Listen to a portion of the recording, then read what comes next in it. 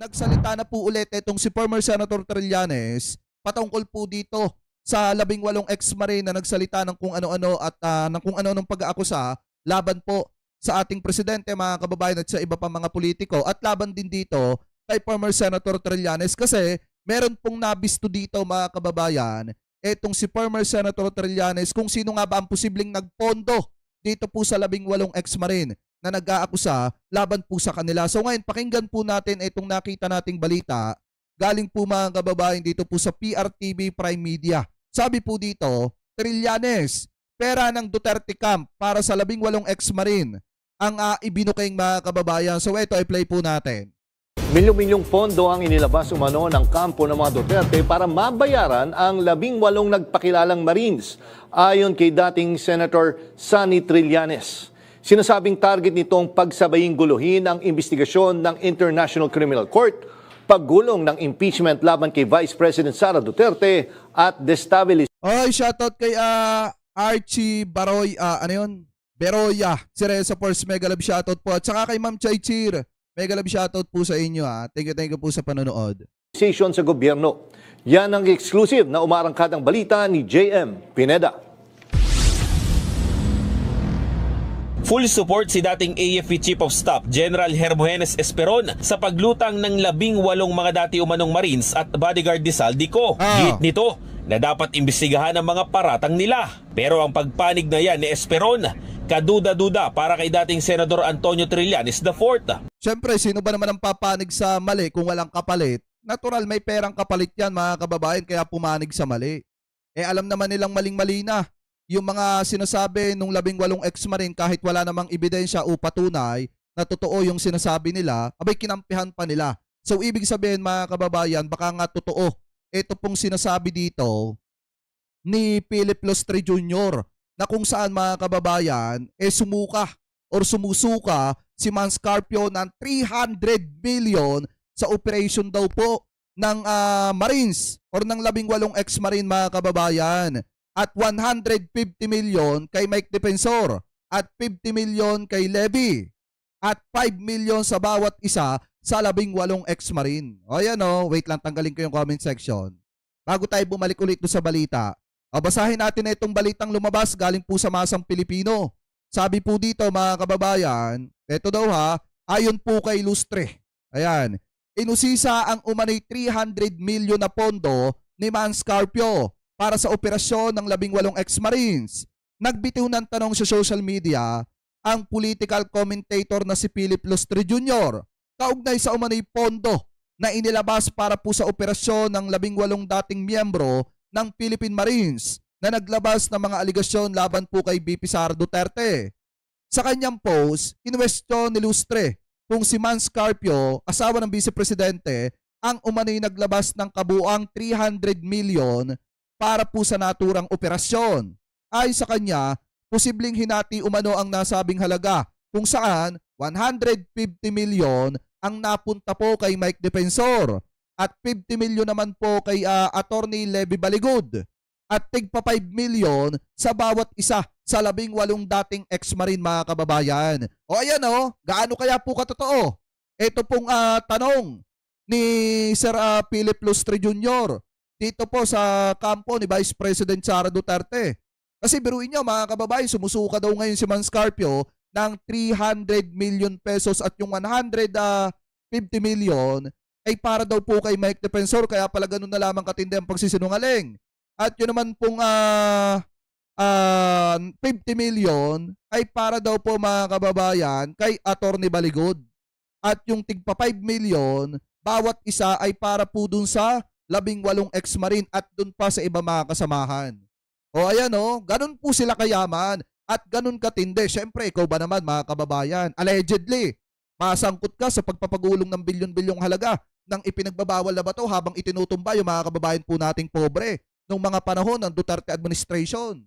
Habang palaisipan sa mga kababayan Pilipino natin kung paano nawala yung ipinagbabawal na bato doon sa magnetic lifter. Diba nung panahon ni dating Pangulong Duterte? At tila dinidepensahan pa yung mga dahilan kung sino ang kumuha nun. Di po ba? Anyway, tuloy pa natin, mga kababayan. Isa rin daw itong patunay na pakawala sila ng mga Duterte. Lumalabas lang dito na ang nasa likod talaga nitong mga 18 ex-soldiers na to ay yung kampo nila Duterte. Yun ang implikasyon lang nun. Kasi in terms of value ng he wanted na magkaroon ng stamp of credibility itong 18 na to.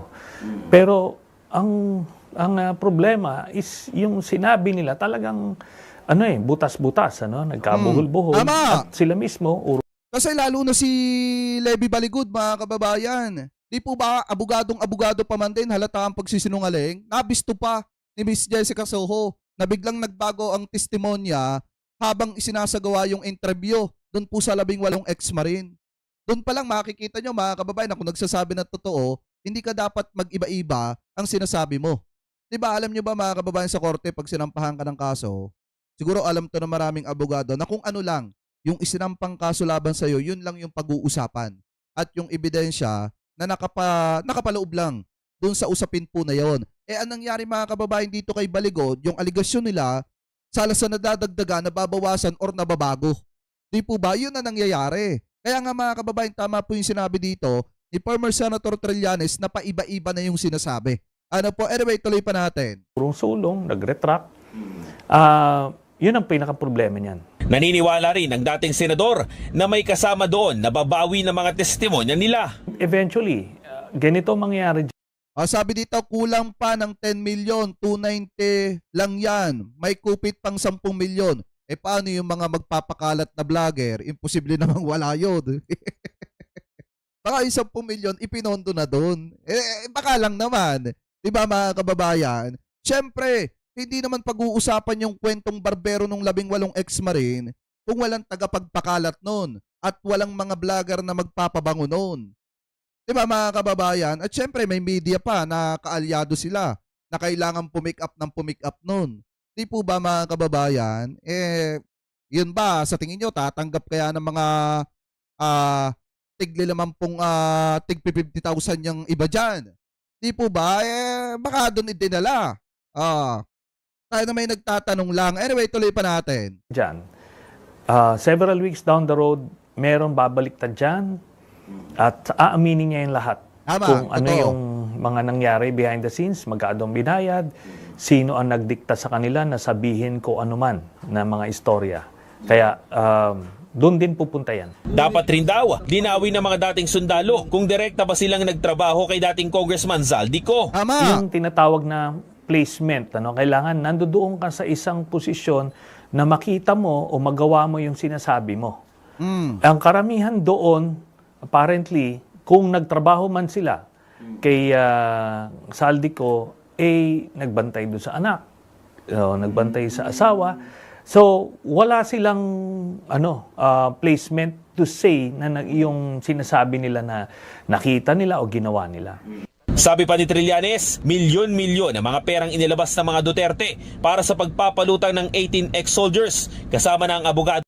Syempre, mga kababayan, sa tingin nyo ba, tatanggap ba ng maliit na halaga yung 18 ex-marine kung ang nakalagay sa kung ang nakasalalay dito buhay ng pamilya nila at buhay po nila? Syempre, mga kababayan, hindi po tatanggap na maliliit na halaga yan. Kaya yung 5 milyong piso, mga kababayan, pag nagawa nila yung trabaho nila na maayos at posibleng madagdagan pa yan, mga kababayan, di ba, bagong-bago yung buhay nila.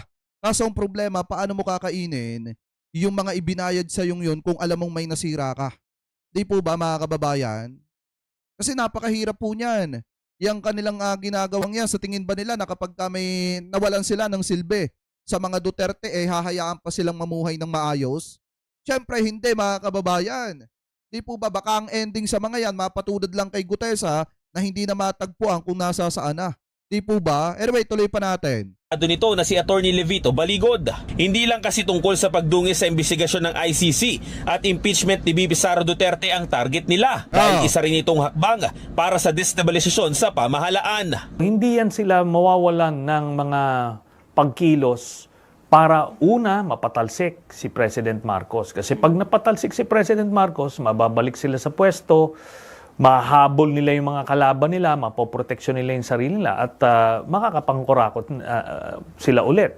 Tama. Inihahanda ng kampo ni Trillanes ang ilan pang isasampa nilang kaso laban sa 18 ex-Marines at kay Baligod. Susubukan naman ng PRTV News na kuha na ng pahayag ang kampo ng mga dating sundalo. Eto yung hindi alam kasi mga kababayan ng 18 ex-Marine na para silang humakbang papunta ng malalim na kumunoy mga kababayan at mahihirapan silang umultaw dito. Kasi biruin nyo mga kababayan yung kanilang pinasok ay napakalaking problema po talaga, lalo na kung wala silang sapat na ebidensya sa dami ng pangalan na idinawit nila. Di po ba? Sa dami ng mga pangalan na binanggit nila mga kababayan, pag wala silang naipakitang ebidensya, malaki pong problema yan para silang pumasok sa matinding kumunoy. Di po ba? Anyway, ngayon mga kababayan, kung titingnan nyo, bukod po kay former Senator Trillanes na nagsampa ng kaso laban po dito kina Baligod at dito po sa 18 ex-Marine, umaksyon na rin po itong si former Senator Laila de Lima at ito pong si Father Villanueva na kung saan naghain ng cyber libel sa NBI laban po sa mga nagpakilalang ex-Marines. Mga kababayan, so ito, pakinggan po natin. Panibagong demanda ang kinakaharap ngayon ng mga dati umanong bagman ni Zaldico. Isang mambabatas at isang pari ang mga naghain ng reklamo.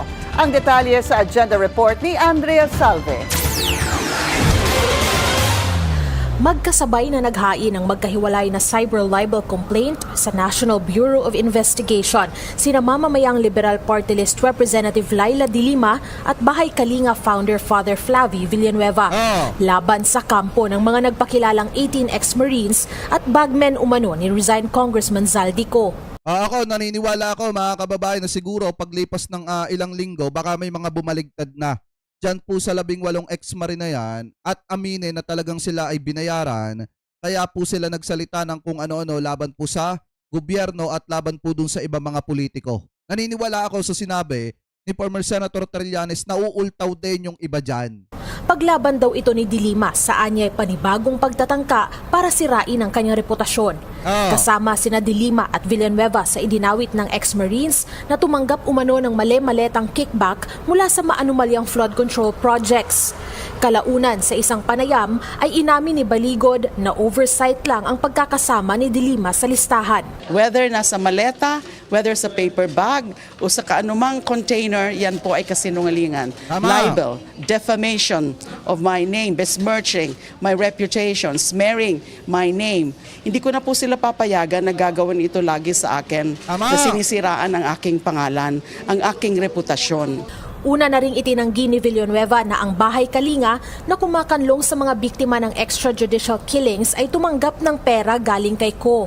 Kabilang din kasi sa alegasyon ng kampo ng mga nagpakilalang dating Marines na ang kickbacks daw sa flood control scam ay ginamit na pampondo sa investigators ng International Criminal Court. Eto nga kasi mga kababayan yung isa sa pinaka hindi talaga kapanipaniwala kasi meron naman talagang pondo ang International Criminal Court mga kababayan para po talaga sa mga kasong hinahawakan po nila. Ano po, nakakapagtaka lang dito, yung mga aligasyon nitong sinabaligod na hindi talaga po tumutugma. Kaya nga nabibisto sila sa sarili po nilang salita.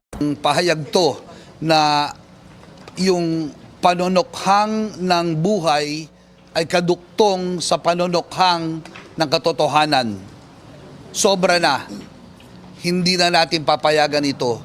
Tutuldukan at tinutuldukan na natin ito sa paraan ng pagsasampa ng kaso sa kanila. Kwenestyon din ng kanilang kampo ang timing ng paglantad ng umano'y bagmen na tila isinabay sa confirmation of charges hearing ni former President Rodrigo Duterte sa ICC at sa impeachment proceedings ni Vice President Sara Duterte. May political agenda ito na gusto nila talagang ilihis, i-distract ang atensyon ng publiko sa mga seryosong issue of accountability that is a plausible basis. Saka kung mapapansin nyo mga kababayan, ang pinupunteriya talaga at inaakusahan na nag-deliver ng pera ay yung mga taong sumusuporta sa impeachment ni Vice President Sara Duterte. Doon pa lang mahahalata nyo mga kababayan na talagang planado ng kampo ni Vice President Sara Duterte na sirain yung kredibilidad na mga kongresistang may hawak ng kaso ni Vice President Sara Duterte diyan po sa Committee on Justice. At yung mga kongresista pa na posibleng bumoto ng impeachment laban po dito kay Sara Duterte. Yun po yung pinupunteriya nila. At syempre, hindi mawawala dyan yung mga kaalyado ni PBBM at maging ang presidente. Di po ba? Anyway, tuloy pa natin. Nasasabihin na galing sa Duterte camp. Kasi nga yung timing, impeachment and then yung sa ICC. So Tama. sino makikinabang? Sila. Pagkatapos sa NBI, sa Department of Justice naman nagtungo sina De Lima at Villanueva para naman maghain ng perjury complaint laban sa mga umano'y bagman. Hiningi na ng Billionaire News Channel ang panig ni Baligod hinggil sa mga reklamo pero wala pa itong tugon sa ngayon. Para sa agenda, Andrea Salve, Billionaire News Channel. Mag-follow Ayan, maliwanag mga kababayan ha. Habang patagal ng patagal, palalim ng palalim ang matinding problema nito pong mga sinungaling na ito. Katulad ditong sina Mike Defensor at nitong 18 na ex-marine mga kababayan at saka po nitong si Atty. Baligod. Di po ba sa bagay mga kababayan, kahit naman kasuhan sila dyan, may pambayad sila. Sa laki ba naman allegedly nang ibinayad po sa kanila kung may katotohanan man yung matinding katanungan ni Lustre Jr. Ano po dito sa kampo ni Vice President Sara Duterte. Pero ang maliwanag dito mga kababayan, kapag binalikan itong 18 ex-marine ng mga kongresista na inakusahan nila at wala silang matibay na ebidensya, baka kulungan po ang bagsak na mga ito. Ano po? Pero kayo, mga kababayan, kung kayo po ang tatanungin, ano po ang masasabi ninyo hingil po sa usapin po na yan na tinalakay po natin? Comment below na lamang po ha kung ano po ang comment at opinion po ninyo hingil po dyan.